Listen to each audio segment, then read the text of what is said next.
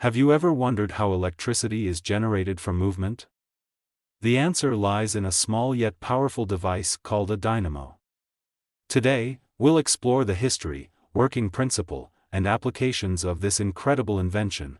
The story of the dynamo begins in the 1830s with a brilliant scientist named Michael Faraday. Faraday discovered that moving a conductor through a magnetic field could produce electricity. This principle, known as electromagnetic induction, became the foundation of the dynamo. Faraday's invention paved the way for modern generators and transformed how we use energy.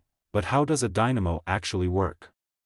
Let's break it down. At its core, a dynamo consists of three main components: a coil of wire, a magnet, a rotating mechanism. When the dynamo's mechanism rotates, the coil moves through the magnetic field. This motion induces an electric current in the coil, thanks to Faraday's principle of electromagnetic induction. Today, dynamos are used in various applications. On bicycles, they power lights as the wheels spin. In flashlights, hand-cranked dynamos provide light without the need for batteries.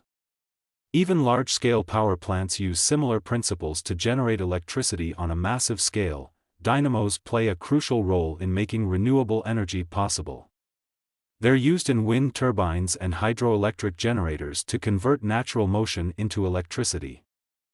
They are not only efficient but also environmentally friendly, making them vital for a sustainable future. From Faraday's laboratory to powering the world, the dynamo has come a long way. It's a perfect example of how science and innovation can change the world. So, the next time you ride a bicycle or use a crank-powered flashlight, remember the incredible invention that makes it all possible. Thanks for watching. If you enjoyed learning about the dynamo and its fascinating history, don't forget to like, share, and subscribe to our channel for more educational content.